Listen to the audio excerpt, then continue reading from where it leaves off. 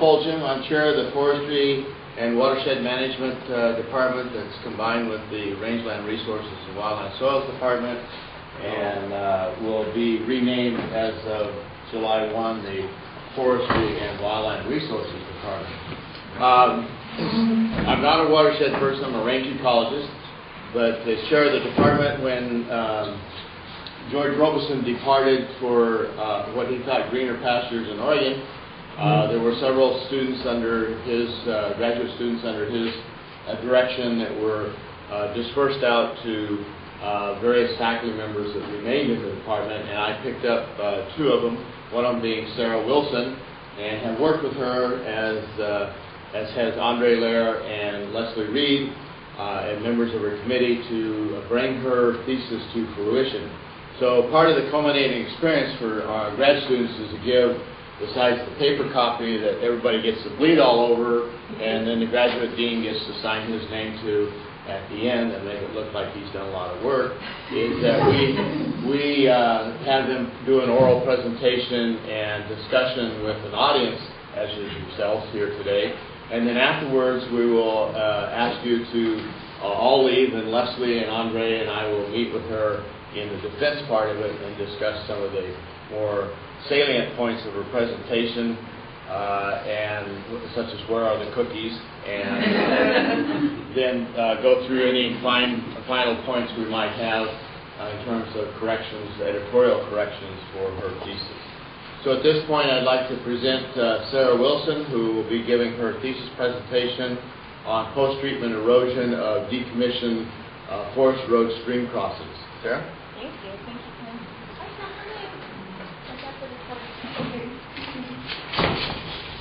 So thank you, everybody, for coming. It's really gratifying to have such a big group. And my presentation is going to last about a half an hour, and then we should have about a half an hour for questions and answers. So before I get into my research in particular, I want to talk a little bit about the effects that forest roads have on their environment very briefly. When a forest road is intact, when it's properly maintained and being used, the road still has an effect of the sediment input on the environment. There's a chronic sediment input just from the vehicles traveling over the road, from the fact that nothing's maintained in a perfect condition. There's always going to be some sediment eroding from a road and winding up in the local stream system.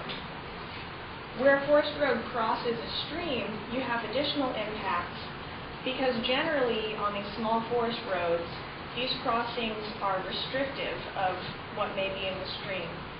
Sediment, large pieces of wood. These culverts can be relatively small in size, and it can be difficult for sediment and wood to pass downstream, causing a storage upstream and a deficit downstream. Additionally, in larger streams, fish need to pass. Generally, fish can pass downstream pretty well as long as there's water in the culvert, but a concentrated flow is a fast flow, and it can be very difficult for fish to pass upstream through these crossings. These are the effects a road can have when it's still intact. In the case of a road failure, the impacts can be more dramatic.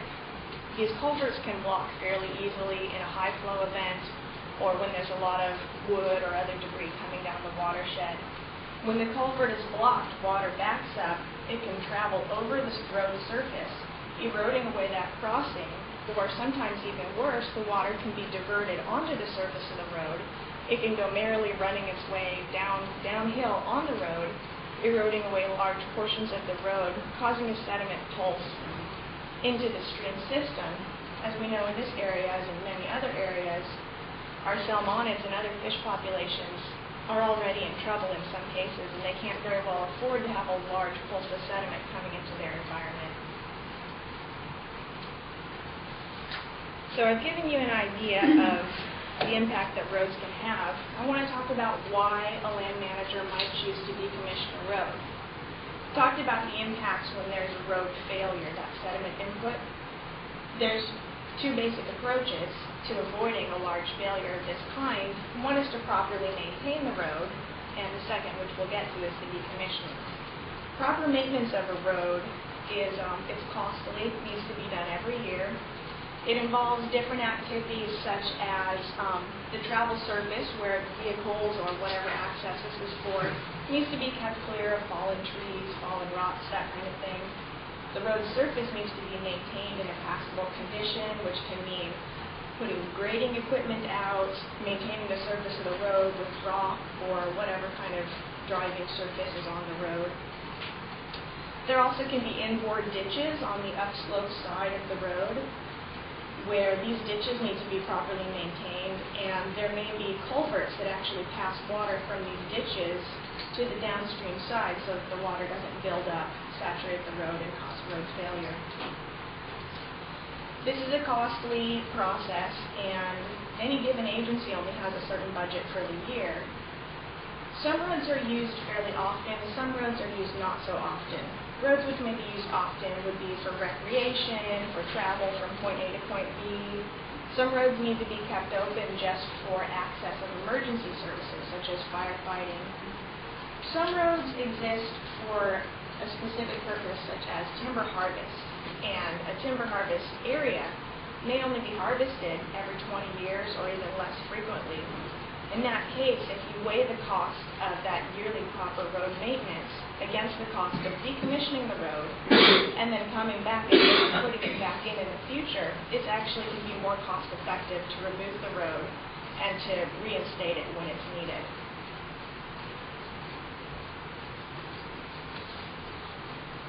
So road decommissioning has primary and secondary treatments. The primary treatments are sort of the larger scale treatments. They're intended to restore the hydrologic connectivity of the hill slope. Water flows down the surface of a hill, and also there's subsurface flow where water is soaked in and it still moves downstream. A road interferes with both of those kinds of flows, and so the various primary treatments are there to make sure that this connectivity is restored. The road surface may be outsloped. The road surface is generally insloped towards the upslope side of the road for the fact that when you drive around the corner, people prefer not to, fall off down the hill. So the road surface needs to be outsloped. Any inboard ditches need to be filled so water doesn't collect there.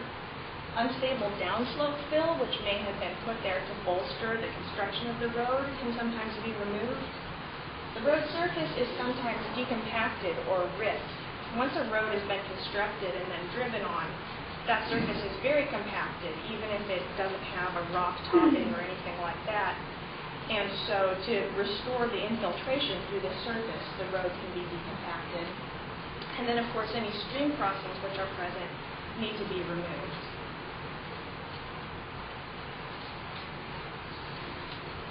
So those were the primary treatments, and then we come to the secondary treatments. Primary treatments restore the hydrologic conductivity. Secondary treatments protect that fragile environment you've created by coming through and doing all these activities. There's all kinds of loose and exposed soil that needs to be protected. There are various treatments that can be applied from straw, which can be applied loose or in bales, wood. There may be, when you decommission a road, you may need to cut trees that have grown close to where you're decommissioning. Or if you're decommissioning a crossing, there may have been wood placed in that crossing at the time it was filled. Both of those sources of wood can be used to protect that fragile environment. Rock can be put down, most commonly on a very steep exposed bank or within a stream channel to protect that channel from erosion.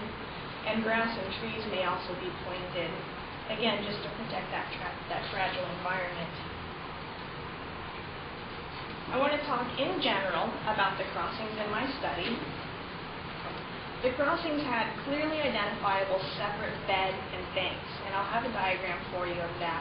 But that's very important to my study because this was not a before and after study, this was an after study. And what I measured were the voids that the erosion had left, and called that my total volume of sediment delivered. And so these are very small streams. There were no fish or amphibians. Many of these streams don't flow year-round. They're intermittent. They may only have water during the wet season.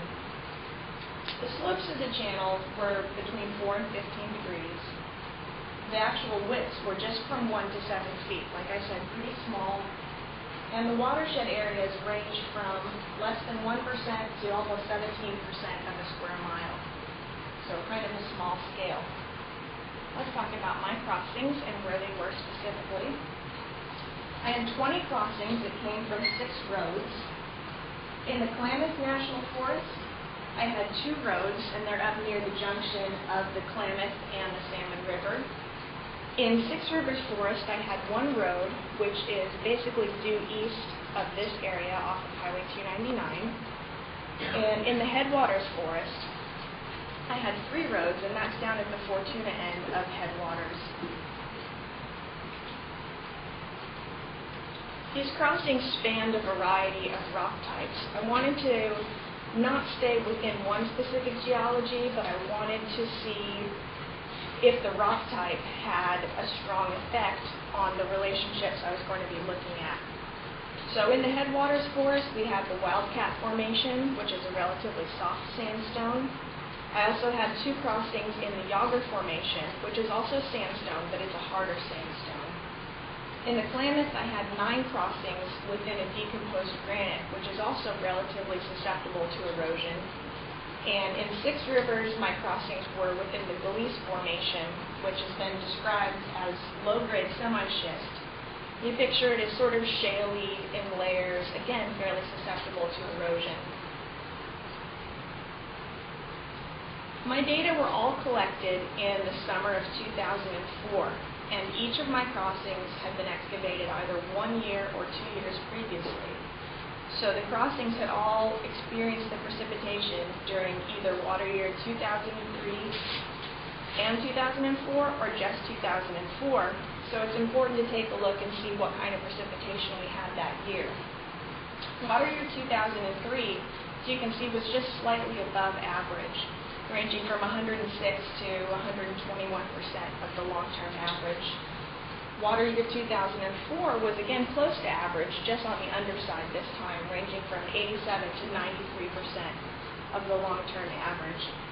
And the reason that's important is because I didn't want there to be a significant difference in the amount of precipitation that my 1-year-old crossings had experienced versus my 2-year-old crossings. I've got some key assumptions that you have to believe in to get behind this research project. The first is that the stream channels are excavated to a fairly simple configuration, and we talked about that a little earlier with the identifiable bed and banks.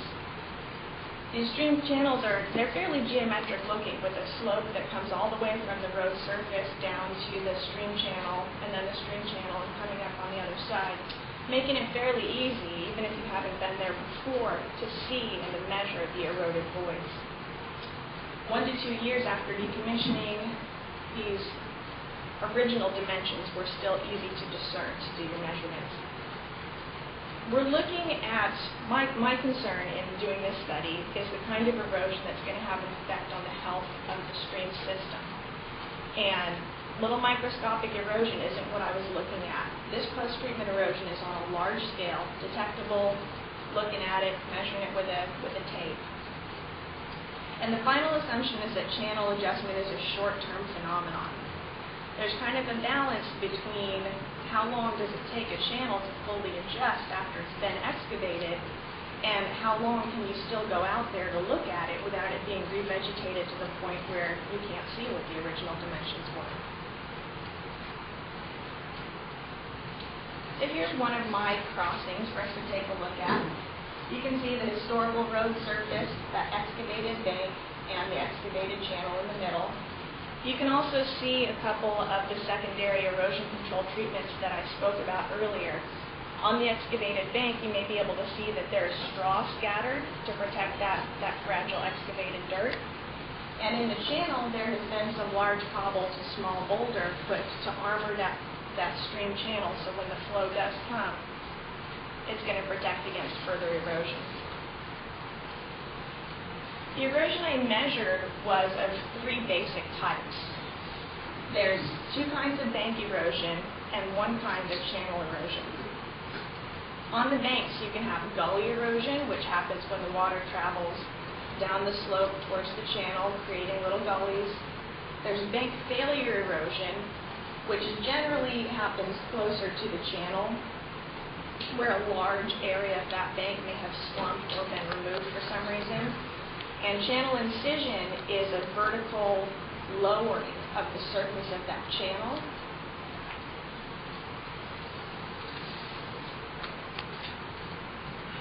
We're not going to go through all of this, so don't worry. But this is one of my sample data collection sheets. You can see the data collected at each site range from where it was, how old it was, what kind of rock type was visible, what kind of secondary erosion control measures were used, both on the banks and in the channel. And then I just measured the dimensions of each bank and of the channel so that I could calculate any eroded voids that I saw during my visit.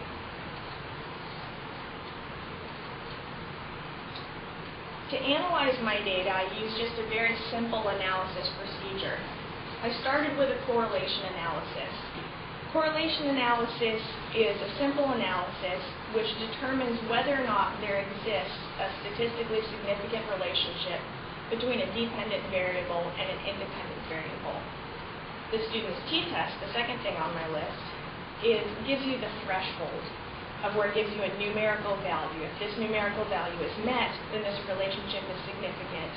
If it's not met, then the relationship is not significant according to statistics and with the data set that you've used. Finally, if a set of dependent and independent variables shows a significant relationship, you run a regression analysis which simply quantifies the relationship that exists. It tells you which direction does it go in and how strong is it and how much of what we're seeing does this actually explain.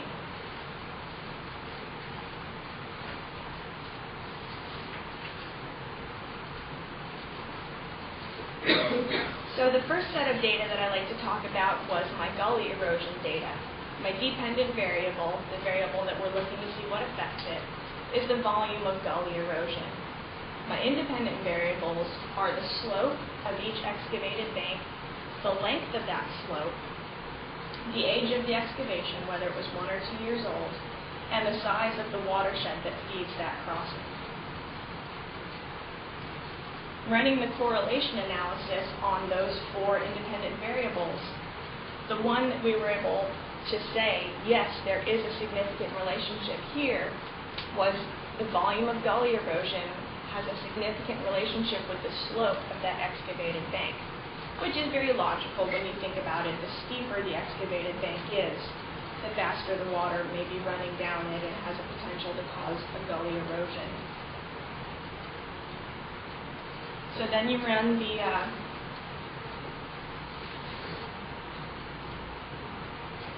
I lost what I was going to say. So you run the regression analysis when you find the relationship. And as you can see here, most of my sites didn't actually have any gully erosion. I had 20 stream crossings, which means 40 stream banks. And you can see here that only 3 of them actually did have gully erosion. However, that was enough for a statistically significant relationship for the correlation analysis. The interesting part of this is the R-squared of 0.08. What that means is, out of the variation that I saw in gully erosion, 8% of that was explained by the slope of the bank. So it's statistically significant, but it's only explaining 8% of the variability in that data.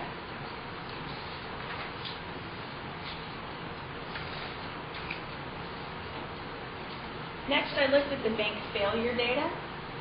Again, my dependent variable is the volume of that bank failure erosion. Has 4 of the same possible independent variables: bank slope, length of bank, age of excavation, and watershed size. If you think about an excavated stream crossing, if there's been channel incision, that makes a small vertical bank at the bottom, and that may very well destabilize the bank that's upslope of it. So I also added how deep was the channel incision at the bottom of each bank, because that may be a predictive factor in whether we experience a bank failure. However, all that thinking led us nowhere. None of those independent variables were shown in my data set to have a significant relationship with the volume of bank failure. However, just as in the gully erosion, there was a very small sample size. With the bank failure erosion, I believe there were 4 out of the 40 banks that had any bank failure erosion. So there may have just been too small a sample size in my study of this kind of erosion.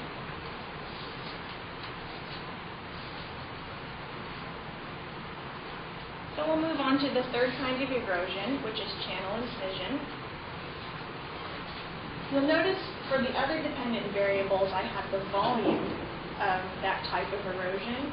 For channel incision, I wanted to just have the depth of channel incision as my dependent variable, because the total volume is simply the depth of the incision times the length of that excavated stream times the width of that excavated stream. And I didn't want to weight heavier a wider or a longer excavation. So we're simply looking at the amount of channel lowering. Also, we talked about that I had 20 sites. 3 of those stream crossings were not fed just by their watershed, but they're actually stream fed. And so when I did the analysis with the watershed area versus the channel incision, I used a sample size just of 17 instead of 20 because I didn't want that extra water to be throwing off a relationship that might exist there. So looking at these 4 independent variables, we won't go through this whole thing right now, but looking at the 4 independent variables, which is at the top here, the only one which showed a significant relationship with the depth of channel incision was the age of excavation. You can see here I had crossings that were 1 to 2 years old.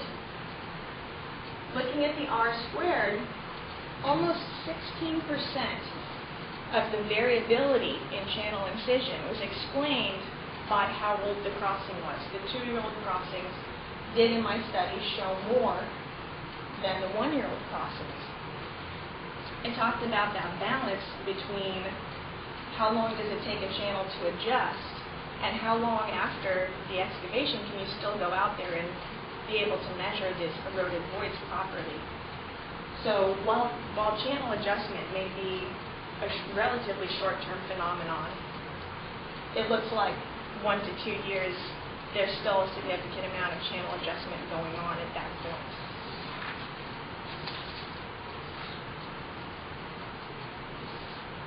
So you recall we had 4 different rock types at my study crossings: wildcat and yager, 2 different kinds of sandstones, decomposed granite, and the Gliese formation, that shaly sort of semi-schist.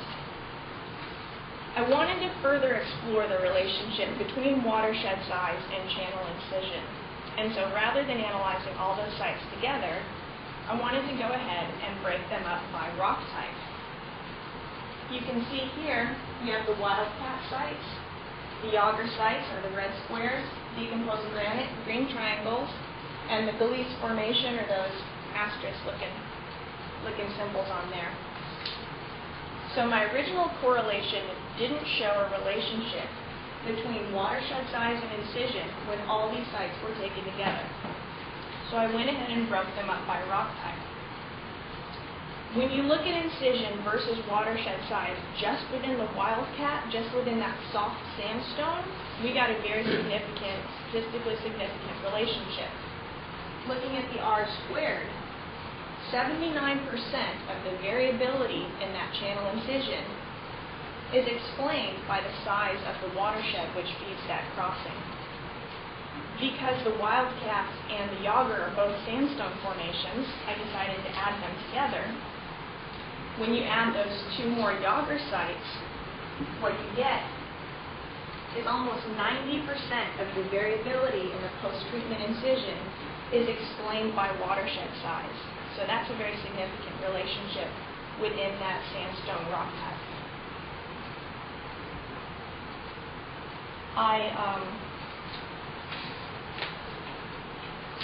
Were the other rock responses you did not have a significant relationship? That's exactly what I'm looking for here. I did not find a significant relationship within the decomposed granite sites, So those were analyzed by themselves, and I didn't find a significant relationship there. You can see the Galice formation makes a lovely line going exactly the way you would not expect it to go. That may be some perfectly legitimate relationship, or it may be due to the fact that I had a sample size of 3. And with such small sample sizes as I'm working with when I broke down my 20 sites, you see I also did not analyze the 2 Yager sites separately. I would have come up with an R squared of 1, saying 100% of my variation was explained by this relationship, but you always come out with a nice line when you use 2 points to build it. So I didn't go ahead and analyze the data that way.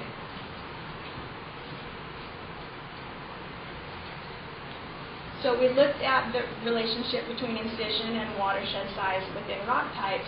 I also wanted to break it up by secondary erosion control treatments, which you remember were wood, including the whole logs and stumps, straw, rock, and my 4th treatment type was no apparent treatment.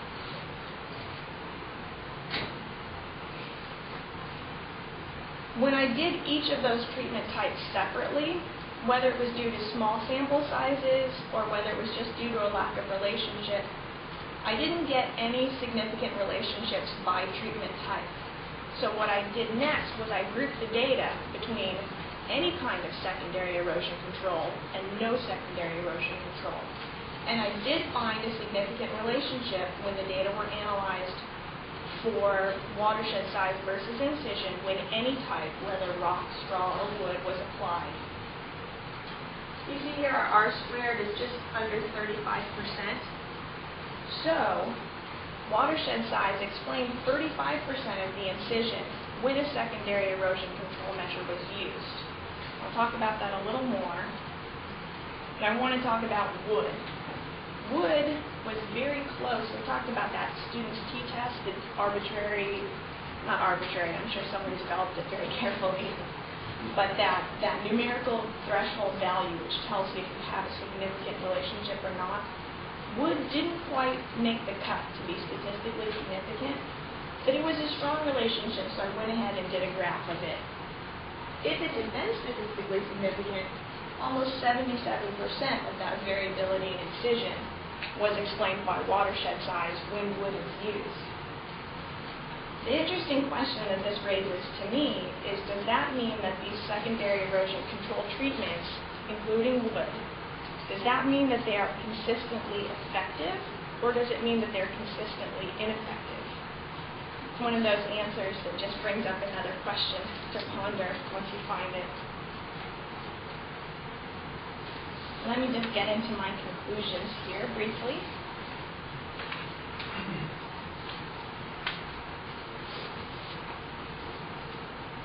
Talking about the relative importance of the erosion sources.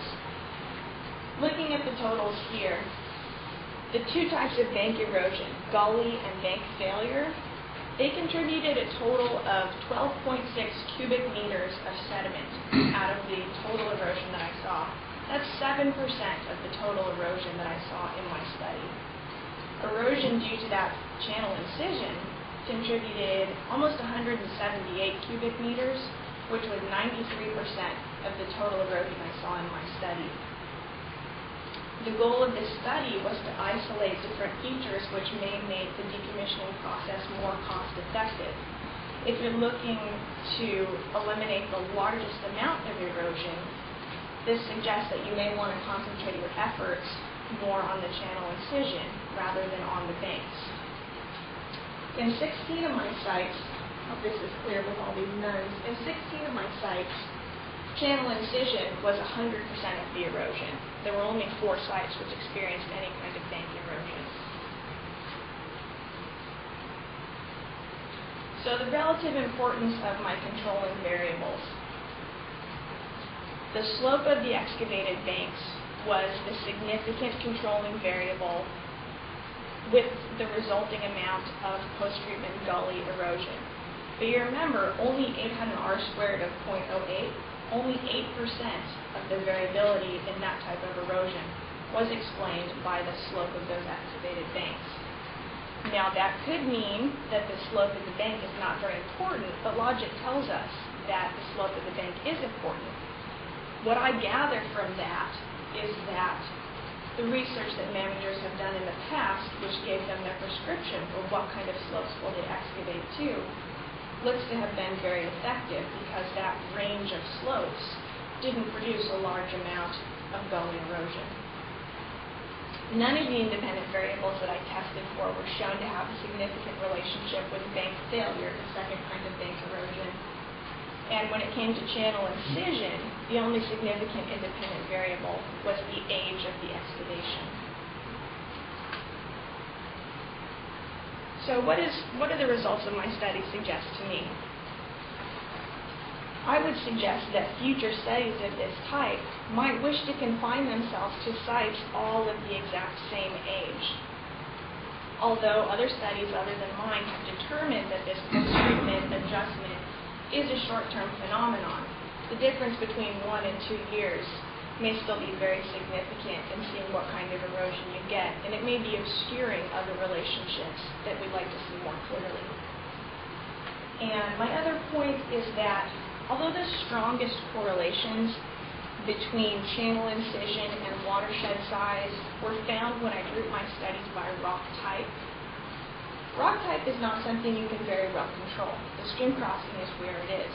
And while it's useful to understand what kind of relationships you might find at your rock type, secondary erosion control treatments are also very prevalent. They're used at almost every crossing.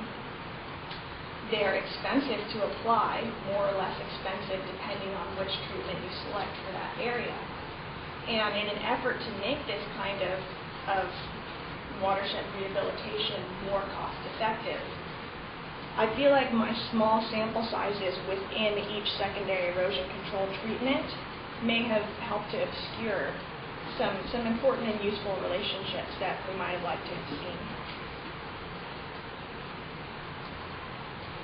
Anybody have any questions? Yes.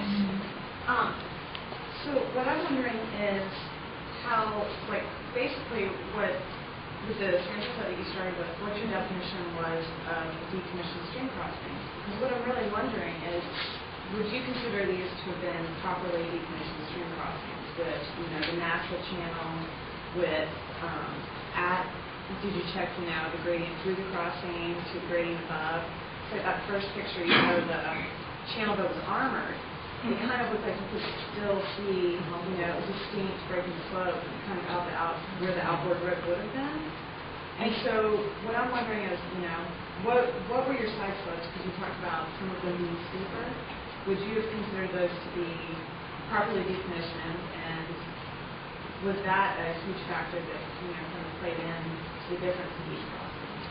I think, without being willing to commit myself to an opinion on other people's work, there was nothing I saw that I was like, why would they have done it this way? The slopes of those excavated banks seemed to have been very reasonable. There was very little bank erosion. And when I talked in the beginning about the effects that an existing stream crossing can have, I talked about how wood and sediment can be stored upstream.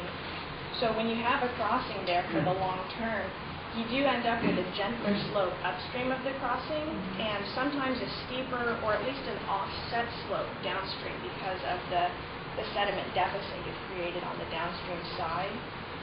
So certainly it can't be easy when you're in the field to make a consistent unbroken slope through those crossings.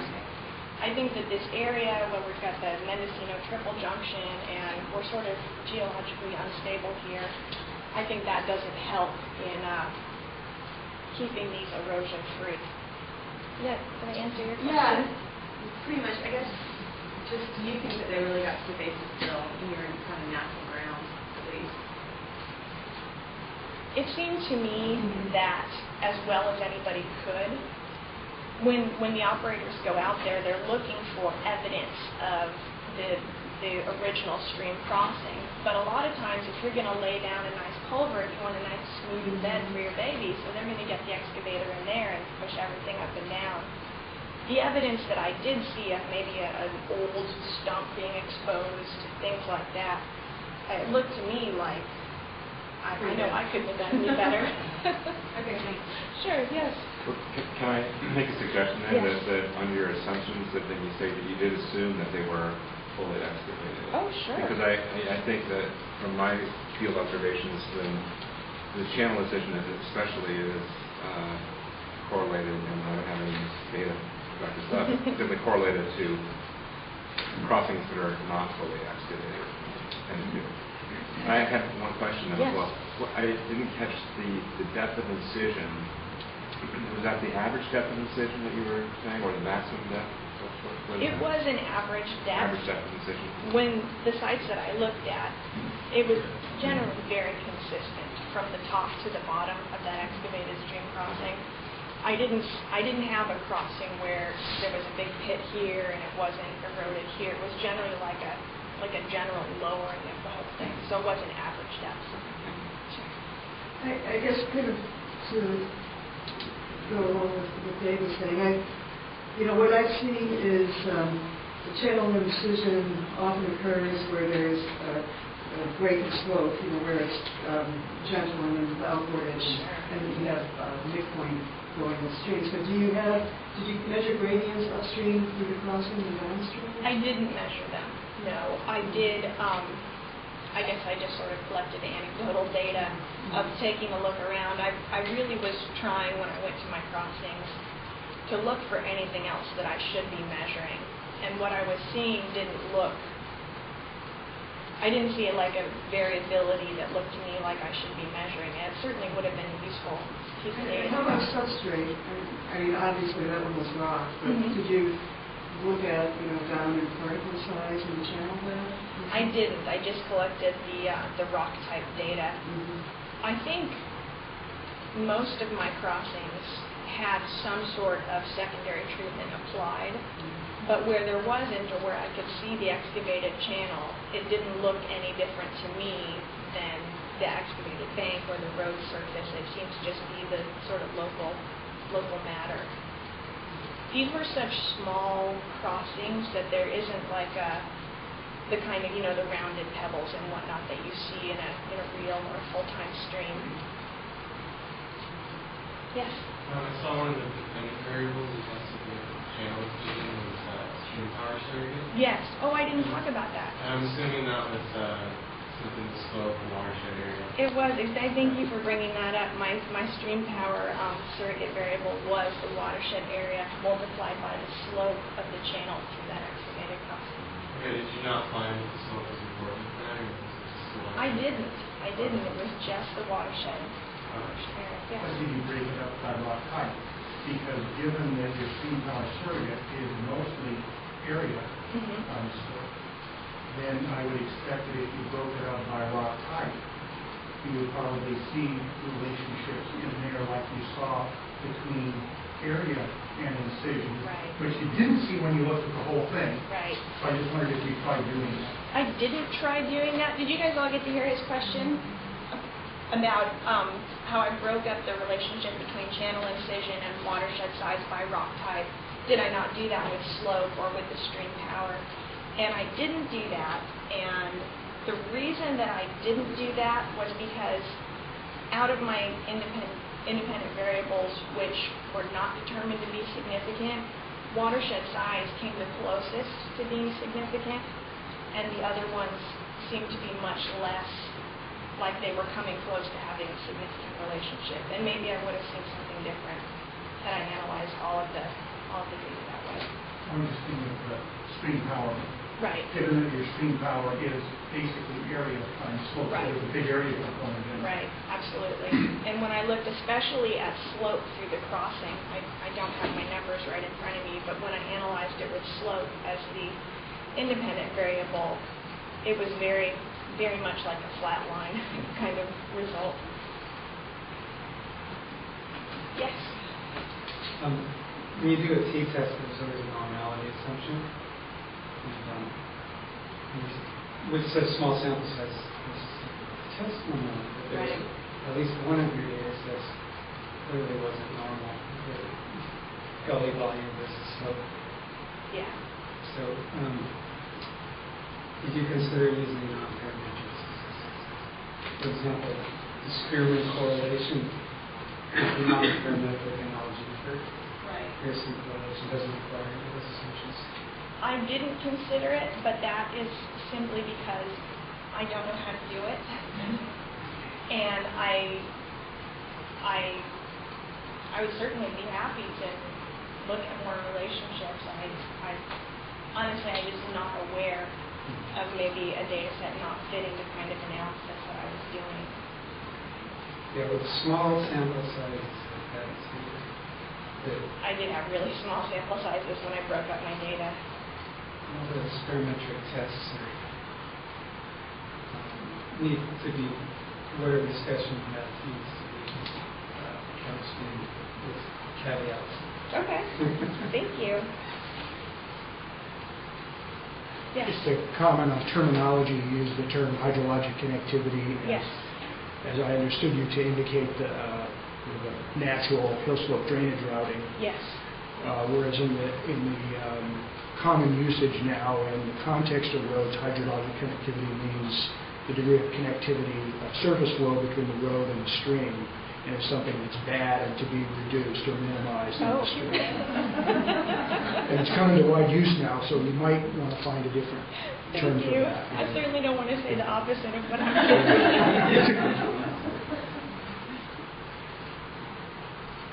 Are there any other questions? Yes. On your field form, you had a section for surface erosion. Yes. Did you try to look at rain splash pedestals or anything? I know you were saying you were looking for the bigger stuff. I did. I collected all the data on the surface area of each bank with the idea that some of these I was going to magically find some evidence of surface erosion. Without erosion pins, as I was not there when the sites were excavated, I didn't see anything that I could measure, but I also didn't really see evidence of where you would come to a site and say, it looks like there may have been some significant surface lowering based on a pedestal. Often straw was the secondary erosion control method used, and based on how even and consistent the straw was still existing across those banks 1 to 2 years later, I sort of took that as evidence that there had not been a surface lowering there that was something I could measure.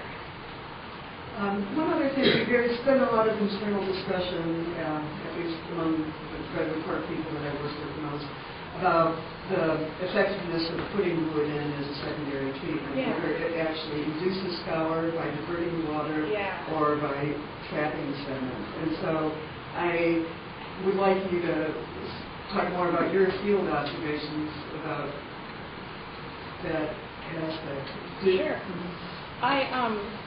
With both the wood and the use of the large pieces of rock, looking at it and seeing how, the hockey pictures. Hey everybody, I'm a big hockey fan. Looking at the sites which had those methods of secondary erosion control in the channel, my concern was that with those large spaces between them, are we creating more turbulence than would normally be there if we had just left the channel bare? These pieces are relatively large, but you always worry about wood floating in water and whether it may shift or adjust and sort of create more damage than it's preventing. I didn't see significant of where you might see like a downstream side having lowering and the upstream side having collected sediment. But it was sort of, I didn't see anything that let me make a conclusion, but I did wonder about those aspects of using the larger wood and larger particles as a secondary erosion control. Yes? So typically in doing research, you get a really good idea of what you do differently next time. Yes. Have you advised for people that carry on this type of study? My biggest thing is the sample size and the non-uniformity of the sample size. I collected the data at these 20 sites. I thought I have 40 banks. That's a pretty good sample size. But when you try to break it down for analysis by some of your variables, like the secondary erosion control or the rock type, your sample size shrinks very rapidly. And were I to, God forbid, design this again and go reconduct the study, I would pay better attention to, do I have a large enough and an even number of sites that use each of these different methods that I'm looking at? Do I need, more than one site with gully erosion, and I need more than one site with each kind of secondary erosion control treatment. So really size was sort of my biggest pet peeve in trying to tease relationships out of my data. Yes? Would you have had trouble finding, how did you choose the ones you chose? Were those the only ones available?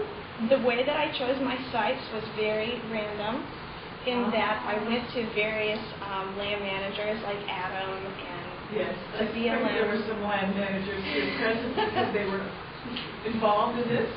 And I said, I'd like to do this type of research, and they said, here's a map with some excavated roads. Have fun at them. And so it certainly would be, and I wonder about the significance of the cherry picking aspect of I need this site and I need that site, and I'm going to, I'm not sure how I would have magically accomplished that, but it certainly would have been nice. Especially since you wanted them to be 1 or 2 years old. Yes. That would be a constraint on Yeah. Yeah. That's what I'm saying. Your universe from which you were choosing your samples Yes. was very limited. Yes. And you might have taken most of what was reasonable within your universe. I don't know that you had a lot of choice in what you ended up doing. Right. There were certainly, when I was selecting my roads, any road that I went to that had crossings that met my criteria, which was almost all of them, I used them. I didn't say, this one, I'm too hot and there's bees and I'm allergic and I'm going home. But I ran away from the bees making a scary screaming noise. But only in cases where the criteria really were not met. Yeah. But there were roads that I just didn't get to. I kind of got to the end of the So summer and it was maybe- October and look, I've got enough and let's go. So maybe you could have focused in one geologic area, Sure. as opposed to trying to spread out. Sure. I may have had just too many things I wanted to look at Yeah. and break the data down by. Yes, sir. This means the volume measurements in the last 2 years of our offering. Did you run into any problems with void measurements of either bank failure or gully erosion where you had redeposition immediately downstream of those void areas, or you deposit material in the stream and subsequent year comes through and you have an incision in that material, so you cut down to that new material that you've already measured in the bank. Did you run into this problem? I didn't run into that, which I was looking for that, and I would have taken careful measurements of that. Luckily, I didn't run into it, so I didn't have to figure out how to deal with it. With having only the 4 sites which had any bank erosion. And there definitely was not at the sites that we visited an existing redeposition sitting there for me to take a look at. It is difficult sometimes. It depends on the material. Oh, yeah. Because it may not be obvious. Yeah. If stuff is simultaneous that, for your previous, you've got some incision, you got some re-incision problem, you're going to make material that's pretty hard to define. Yeah. I've definitely seen it when I've been out in larger streams and seen bank failures. With these little guys, I just didn't. Luckily, I didn't happen to see that. Okay, thanks for coming, Jack. Sarah, were there any significant hydrologic events in the years 2003 or 4? Not that I know of. So you had slightly above and slightly below normal precipitation, but no major events. I don't know the timing of that precipitation, whether maybe one year it was spread out evenly and the other year it came all in one day and could have caused a different erosive effect. But when you looked at the precipitation data, you didn't see any I did have 23 inches in one day. Right. I had month-by-month data for I think each of my different sites, and I didn't see a particular month that caught my attention as being vastly different. Yeah. December 28, 2002 was the biggest event on record, I think, in the last 4 or 5 years. Stream flow, freshwater, Humboldt River. December of 2002? December 28, 2002. Yeah. Yeah, I was going to say, somebody I know has those records. So those two are over 3 years have significant. Okay. But the crossings you put in on 304 is irrelevant. Right, or do we know? Yeah, water year, Those two three. and those 3 water years. Yeah. I'm doing a similar study for my thesis, and I'm finding that the first storms, I'm looking at first year crossings that have been before and I'm finding that the first storms are the most important. Sure. Experiments in most storms, even if not the biggest. I think the 2 biggest events were the end of November and the beginning of December Sure. last year. So I get kept going out there January, February. Yeah, no, it's good to hear.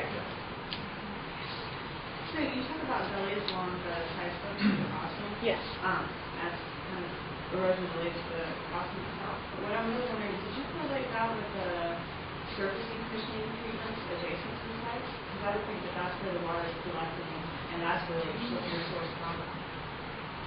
I did not. That's interesting. I didn't think of that. I'm not sure, not looking into the road decommissioning, how much of that road surface, the historical road surface, would be designed to drain to the crossing, but I definitely didn't think about including that as part of it. It kind of goes back to that hydrologic connectivity that we were talking about. Yeah. So initially they're there. Yeah, definitely.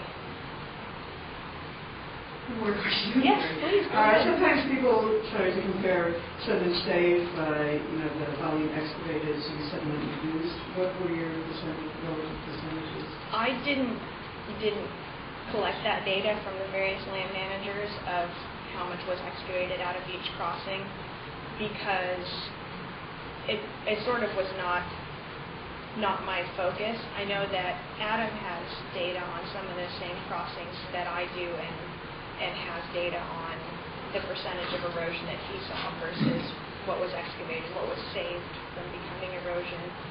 But for me, I just wanted to see what I could do to contribute to making this process more cost effective.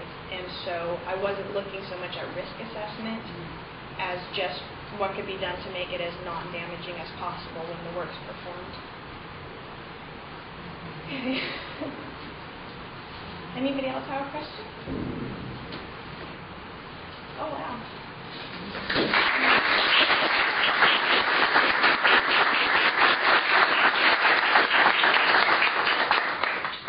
One final slide for you. If anyone wants to contact me, and thank you for attending, but if you'd like to contact me with questions or to request a copy of my final thesis when it's approved or any of that, that's my Humboldt.edu email address. So please email me, let me know what I can do for you, and I'll get back in touch with you. I do live out of the area now, but just down in the Bay Area, and I could certainly mail discs and copies, and we can talk on the phone. Well, you'll probably make a PDF and file. I think so.